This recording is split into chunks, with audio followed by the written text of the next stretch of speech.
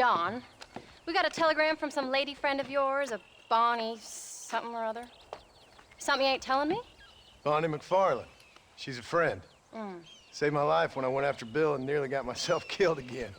Oh, and now you two's in the habit of sending each other letters. How very nice. It weren't nothing like that. What's it say? I don't know. I can't... Well, you know I can't read. Give it here. You read that thing out loud? I ain't hiding nothing.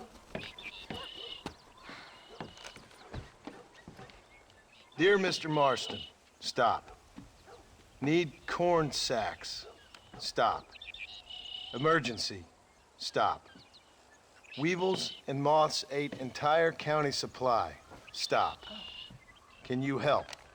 Not exactly the most romantic request, now is it? I guess not. And she saved your life, you say? Yes, ma'am. Well, then you're gonna have to help her and her family out. We've got a plentiful supply of corn sacks over near the silo. About the one thing Uncle didn't manage to have stolen while we was gone. Okay. Hurry back, John. And John, what's she like? You know, a little bit like you, I guess. She's a woman in a man's world.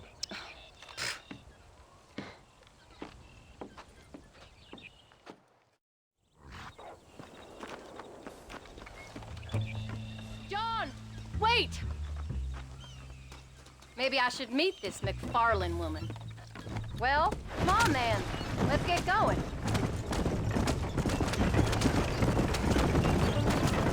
I don't think I can let you go off again without me. Fair enough. I'm glad of the company. You only had to ask. Ask? I was waiting for you to ask me. I thought you'd want to keep an eye on the boy. Oh, while you were off cavorting with cowgirls in the next county? I don't think so, John Marston. You only just got home.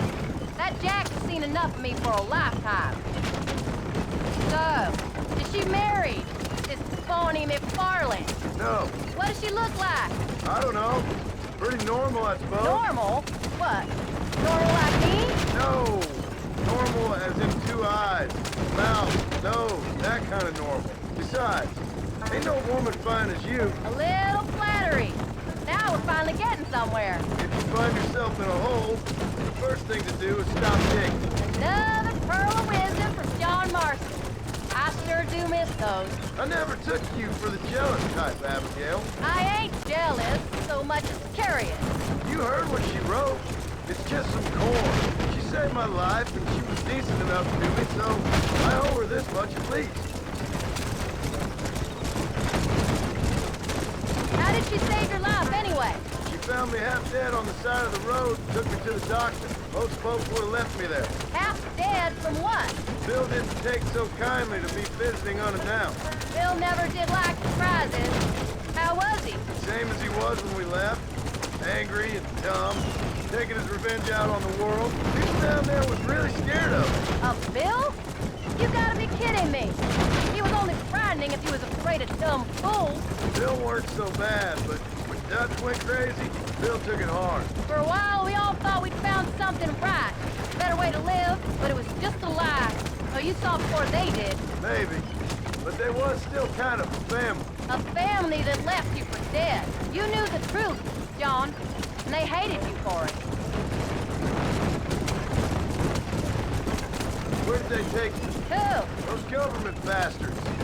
Where did they hold you and Jack? I ain't sure. They kept their eyes covered there and back. Can't have been too far from here, though. They treat you right? It ain't the first time I've had a gun to my head, John. You're forgetting your marriage proposal. Very fun. No, they learned pretty quick what would happen if they laid a finger on me.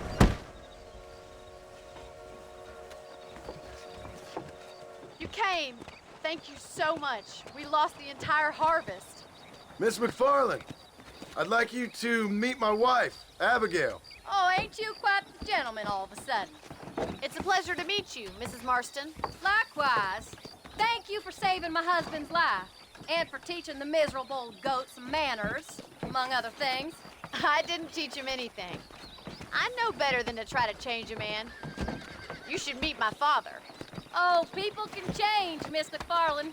John and I have to believe that more than anybody. This is a decent first harvest for you, John. You should be proud. That's good land you got there.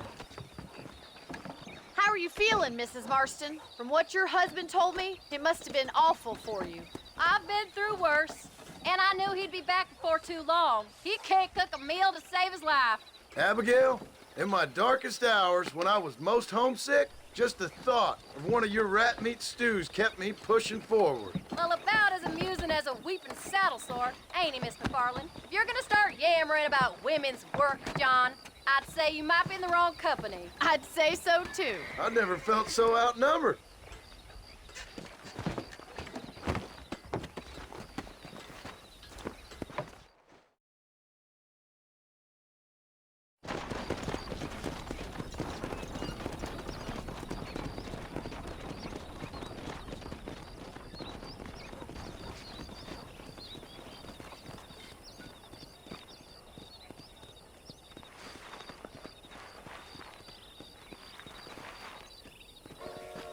Ma'am?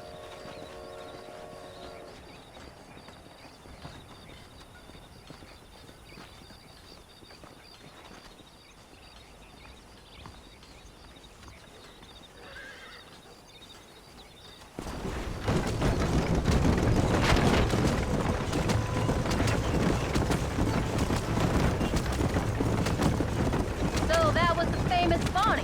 That was her, all right. She's pretty. Normal, like I said. Well, you always wanted to be a rancher. I'd have thought she'd be just your thing. The perfect rancher's wife, if I ever saw one. I already got a rancher's wife. I'm only teasing. I like her, and I'm glad she saved your life. Most of the time, anyway. The Mcfarlanes are good people. She did flush redder than a shepherd's sunset when she saw you, though. I have that effect on women. You've clearly had one too many blows to the head. You ain't wrong about that, Mrs. Marston. That's quite a ranch they got there. That'll be us someday. As soon as we get back on our feet. I don't know, John. How many times can we start again? An outlaw and a working girl. We ain't exactly farmers. We are now. Forget that life. It's over. Do you really believe that? We have to. It's the only way we'll ever have a future. The life we led, that doesn't go away. It's never over. You think those government men are just gonna leave us alone now? The old gang's dead. I did what they asked. And that's it? A life of crime forgiven? We're back together, ain't we? Till they decide you owe them something else. Sometimes I think I was the stupid one for believing I could get out. Maybe Dutch, Bill, and Javier were just being honest with themselves. You ain't perfect, John, and I sure ain't. But you're better than they are. And they were. Maybe we can't change. But we gotta try, for Jack's sake. Even if we have to start again 100 times. It's better than going back to what we were. How's Jack doing? Angry, upset. He's been through a lot. I hope he's gonna be all right. It's gonna take time. For a while, his world was safe. Normal, even. Then it got turned upside down again. He ain't saying much about it. I've tried to talk to him, but how do you explain any of this? What do you say when he asks about Uncle Bill and Uncle Dutch? They were his family when he was a little boy. He hides away in those books of his. Wouldn't you? It ain't like the real world's done him many favors. He's just been kidnapped. He grew up with the gang. That's no life for a boy.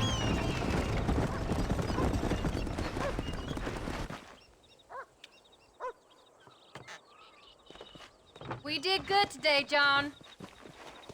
I guess I better go fix us something to eat.